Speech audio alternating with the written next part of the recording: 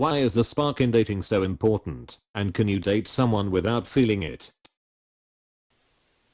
Guess it depends on what is meant by spark. I found my now husband attractive and intriguing when we met, but I didn't have the butterflies I often experienced with crushes. As I explained to my mom on a call after dating him 6 months, others had given me the thrills in your belly that you feel on a roller coaster. My guy gave me the warm tingles you get drinking really good hot chocolate on a warm day. And I'd been concerned at first about this difference until I remembered I hate roller coasters, but I love hot chocolate. We've been together 9 years and counting, and he still feels like home. Love is a choice we keep making, and we keep choosing each other. Everyone means something different by spark. A lot of people mean intense sexual chemistry. Other people mean a feel of unease and excitement that can be from an unhealthy idea of what a relationship should be like. For me, it's that I'm just emotionally invested, a lack of apathy, actual wanting and desire to talk to them and see them and have them in my life. With most people I meet, my response is a whatever, and it's important to have, because otherwise you'll get really tired of someone before love. This is a great way to put it. The spark is being excited about someone enough to give a s and want to see them again. My current boyfriend is amazing, and he makes me feel more at peace and relaxed than anything. Sure, I'm crazy attracted to him still, but this attraction is different. It is secure, non-anxiety inducing. I don't have to wonder about him. It is open, relaxed, and easy. In the beginning I was wondering to myself if I was bored of him, but upon some investigation, that was not it at all. I just felt peaceful for once. I'm not sure if this may be something you are experiencing, but it is worth noting that if you are used to chaos, peace can feel foreign and flat initially. Yeah, at first I was like, am I bored? And I'm not. I'm at peace. I just was used to drama, doubt, and chaos when it came to love. I'm reminded of this quote by the famous Joni Mitchell. I don't know if I've learned anything yet.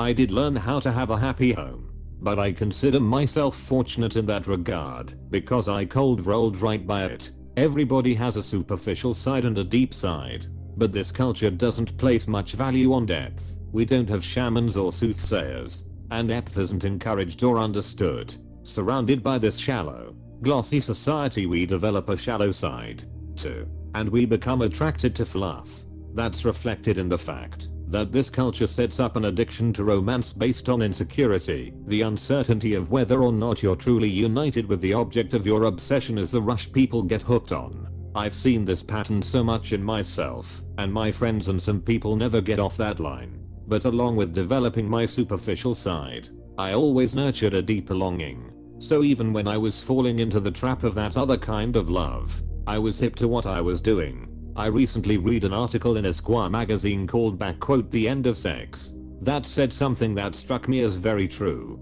It said, if you want endless repetition, see a lot of different people. If you want infinite variety, stay with one. What happens when you date is you run all your best moves and tell all your best stories, and in a way, that routine is a method for falling in love with yourself over and over. You can't do that with a long-time mate because he knows all that old material. With a long relationship, things die then are rekindled, and that shared process of rebirth deepens the love. It's hard work, though, and a lot of people run at the first sign of trouble. You're with this person, and suddenly you look like an asshole to them, or they look like an asshole to you. It's unpleasant.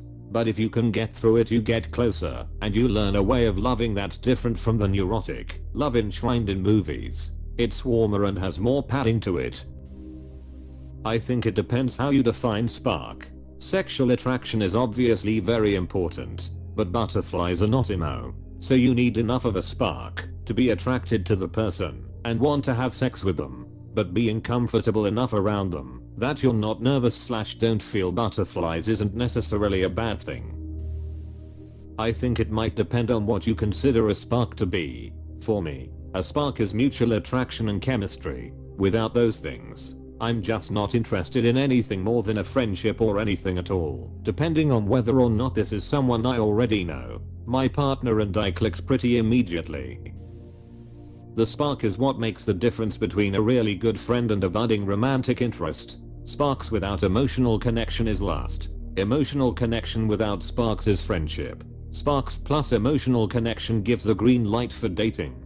Sometimes you need to date someone to get to know them well enough to see if you feel sparks. Sure, can happen. Some people go from friends to something else. In my experience though, trying to date someone, even though there's no chemistry, rarely works out. You can't force it, and it's probably a disservice to the other person. A lot of women don't really realize this. They are happy that they have something more than just the spark, but are unable to understand how it is a disservice to the other person. The partner then spends his or her life slowly losing confidence in themselves as they don't know whether their partner is attracted to them. The spark isn't everything. It is initially, but a big part of it is the hormones. But the spark is not enough to sustain the relationship. Chemistry isn't enough. It's about true compatibility and whether the person is what you need, not necessarily just what you want. I think it depends how you define spark. Are we talking rom-com butterflies, I can't live my life without this person or I'll die? Are we talking real life butterflies, where this person makes you nervous and excited in a hopefully healthy way? Or are we talking, I legit have a connection with this person. We can talk for hours, and it feels like minutes. I personally don't think the first one is real, and on the rare occasion it happens to people, it's rarely ever healthy. It's usually between two codependent people or a codependent person and their future abuser. I'm not saying this is the answer 100% of the time, but I'd think twice if you're experiencing this. I think the second one can go either way. It can be healthy and happy, or it can go poorly. I think it depends on how everything else is going. Do you have good boundaries?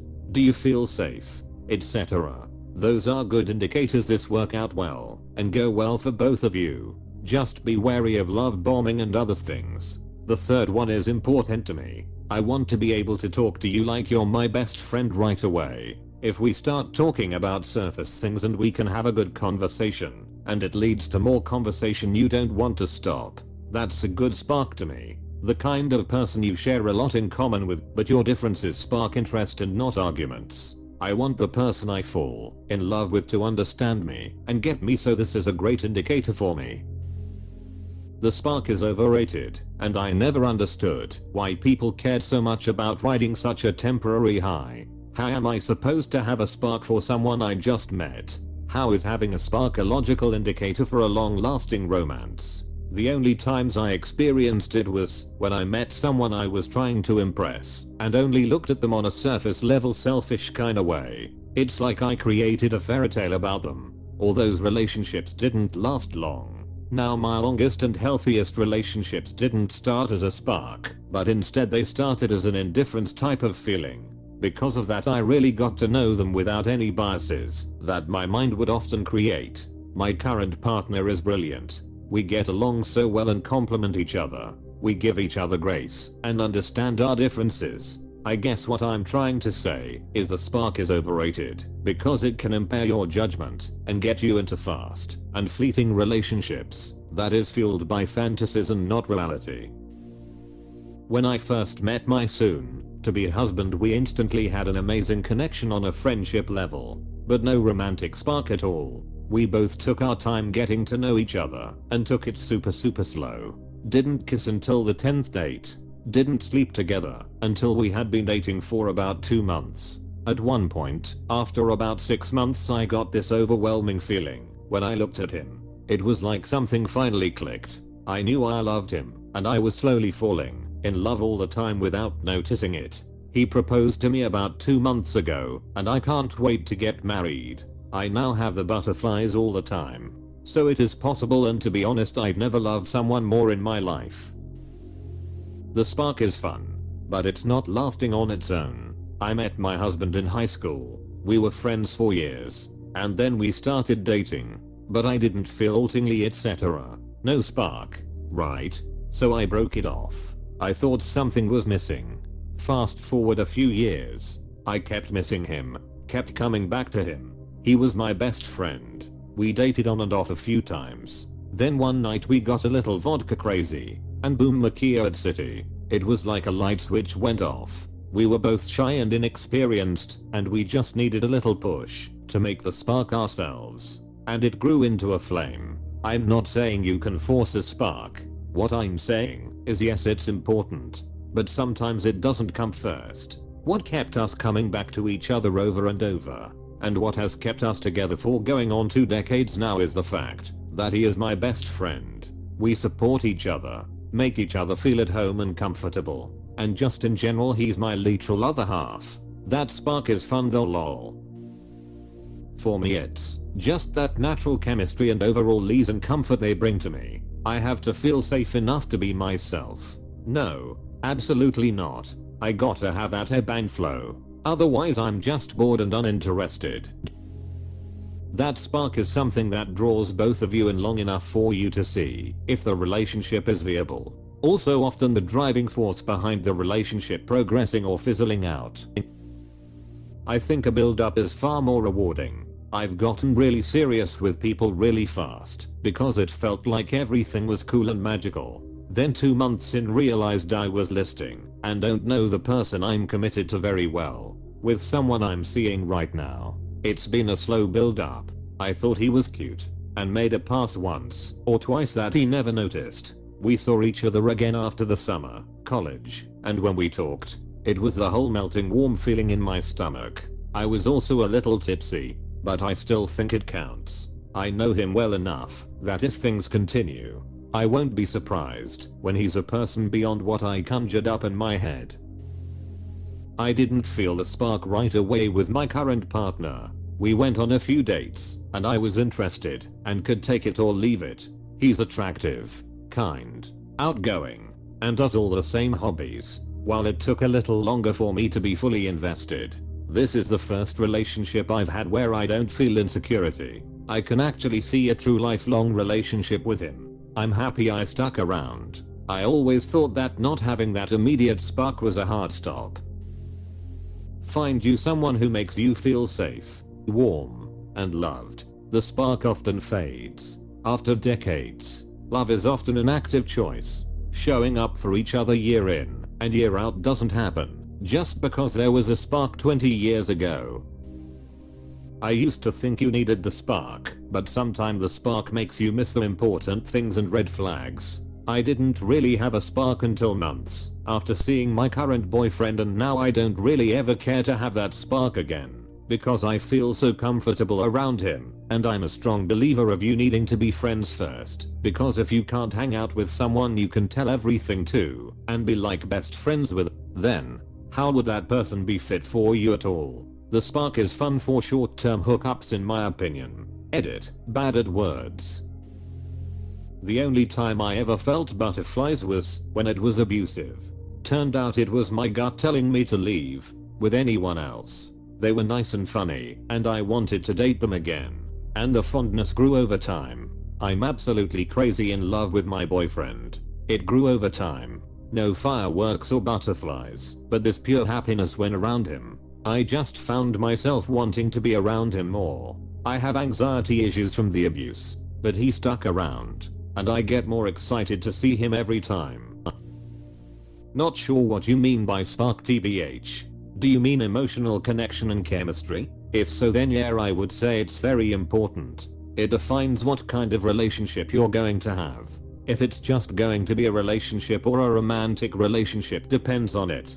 For example, you could have an emotional connection, but no sexual chemistry. I think that would put you in the friend territory. If you have no emotional connection, but good sexual chemistry, then you're in a FWB situation. If you have both, then you can build a relationship with the emotional and chemistry both being the basis for the relationship.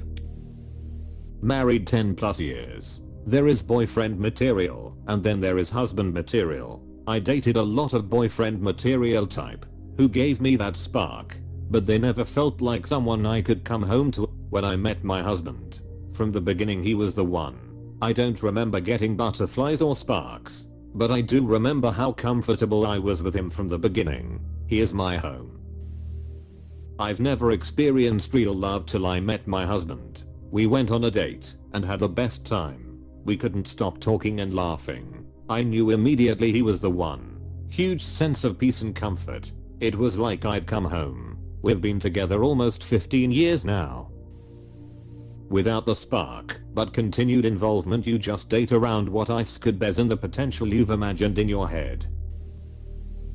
I'd say it honestly depends. And sometimes sparks develop more than immediately start flying. I've been with my boyfriend for 2 years, but I've known him for 7 years. I'd always had a bit of a crush on him, but nothing serious. And it'd fade with time as we saw other people, because it wasn't an intense love at first sight kind of crush. It was, oh, he's handsome and funny, but hey, I'm cool being friends and that's it kinda deal. And then in 2020 we got really close. The attraction was mutual, and we started dating. The longer we date, the more sparks we have. I feel when we are both crying of laughter over something together.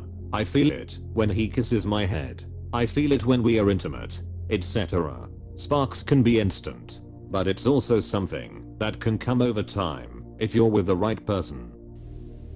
I don't want to try and force that attraction if I'm not feeling it from the start. I would feel like I'm leading them on at that point. I think the spark is just sexual attraction, and I think it's important to have that. I've tried to date great people who I just didn't have that with, and it fizzles quickly for me. The ones who I have insane chemistry with though end up a complete car crash. So I'm always wary of those now. I consider spark to be a mix of conversational chemistry and mutual attraction. I can date someone without one of those things being present, reluctantly, but I need both of them to feel like the relationship is worth staying in. I came across a video a few days ago about how a woman said she should break up because she wasn't feeling crazy butterflies, it felt safe and warm instead, and the therapist told her she thought butterflies were love because she had a lot of instability at home, so safe isn't love for her. As someone who has dated abusive partners, if I feel a spark I run for the hills. We tend to date the same person with different faces. When I met my partner of 12 years, there was no spark. Now, it's like a slow burning fire easily sustained. I was the same. All previous BFS and situationships I was in came from an initial spark. This time around it's a nice warm feeling, but no spark or animalistic drive to have him.